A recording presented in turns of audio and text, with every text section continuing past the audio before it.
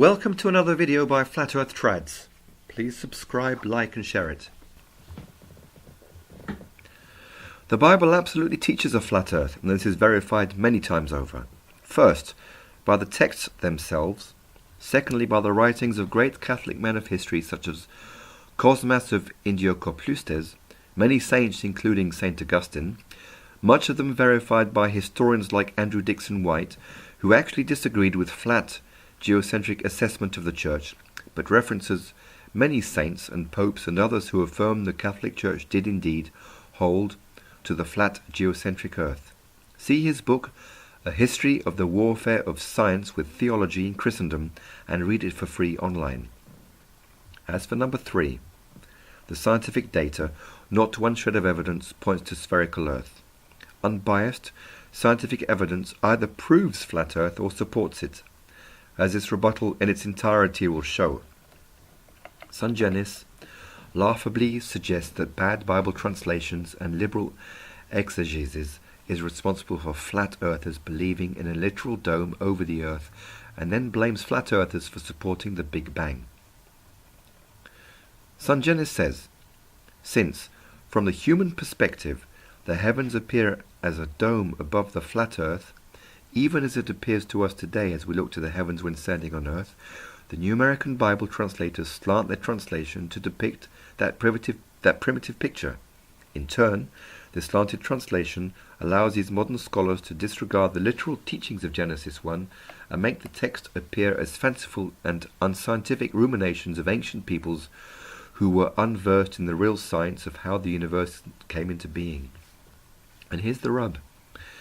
Instead of a miraculous creation in 6 days spoken into existence by God, these scholars believe in such theories as the Big Bang and evolution as the only way the material world came into being.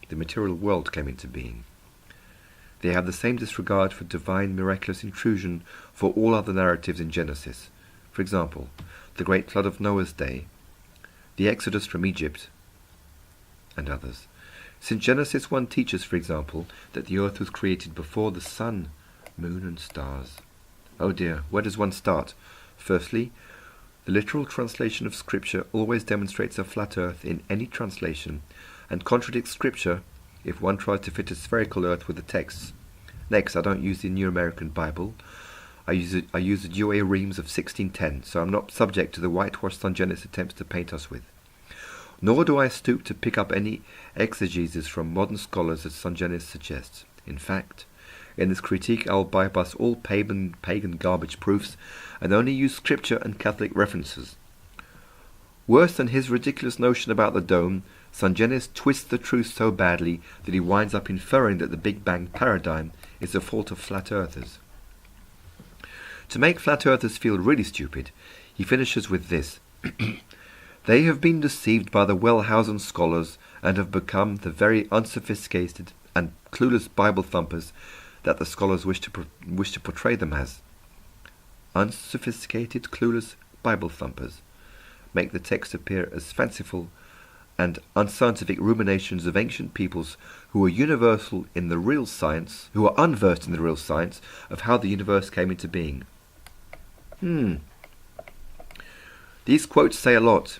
Son Janus's position, saying such things, shows he has little respect for Scripture or for ancient peoples like Moses, Enoch and Cosmas.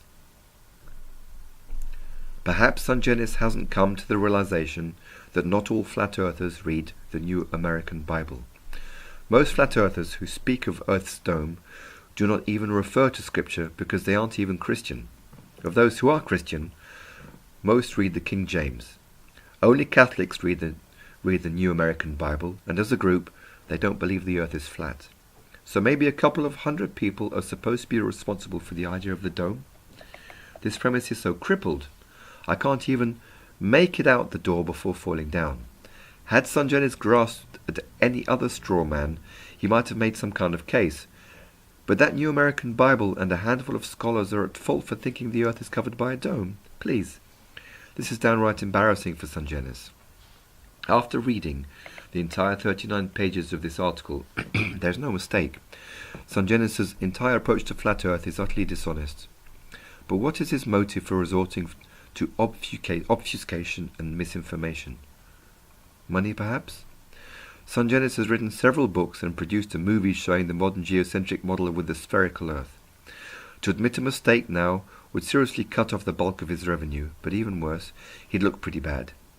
Son Janus has everything to lose if his spherical geocentric model is cast aside and the flat truth comes out. His career and income are obvious motives for him to continue all kinds of circular reasoning and defend the indefensible. At this point, Son Janus fails to finish his commentary on the dome firmament, blaming people who call it the dome for the misunderstanding. Then Son Janus magically moves the hot potato of who might be wrong about this into the hands of those flat earth scholars he blames earlier, saying, in turn, these liberal-minded scholars regard themselves as those in the know, since they hold firm to the idea that the universe came into being by the theories of Einstein, Copernicus and Darwin. Essentially, they think they know better than God as to how the universe should be built. Unbelievable! This blatant, dishonest twisting of the reader's mind as well as the truth is so outrageous, I'm finding it hard to type my response. I'm so angry. How can flat earthers who believe in the domed, geocentric model the Earth always held be responsible for pushing the theories of Einstein, Copernicus and Darwin, or support or promote such heliocentric high priests? Simply because Son Janus equates them with the liberal scholars who read the New American Bible and think the firmament is a dome. This is the height of arrogance and stupidity. Son Janus actually benefits from the spherical aspects of heliocentrism. His entire life's work is at stake, so he moves blame for evolution and the Big Bang, etc., onto the flat earthers, taking time to distance himself from heliocentrism using smoke and mirrors. What he's proposing is so convoluted as to boggle the mind.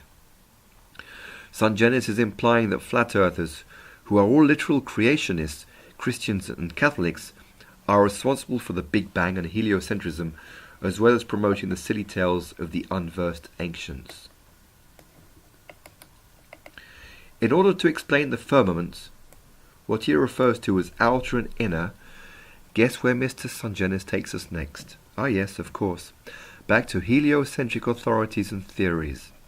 In fact, throughout his critique of flat Earth, Son Janus gives 100% of his attention to modern heliocentric scientists in order to support his theories. Below, Son Janus accomplishes this using quotes from one Paul C.W. Davies. But first, little info on Davies from Wikipedia.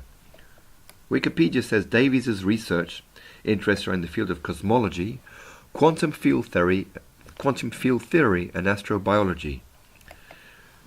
Davies' inquiries have included theoretical physics and cosmology, astrobiology. His research has been mainly in the area of quantum field theory and curved spacetime.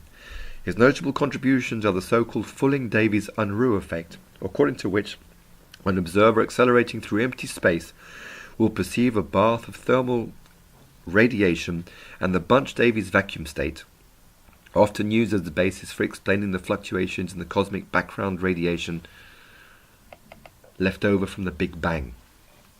Looks like Davies is the very definition of a heliocentrist.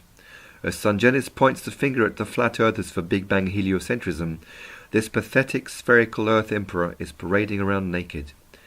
Davies is not the only one Son Janus uses either. Son Janus' proofs all come from heliocentric personalities and their pagan theories. All of them. We hope that you enjoyed this video. Please don't forget to subscribe, like and share.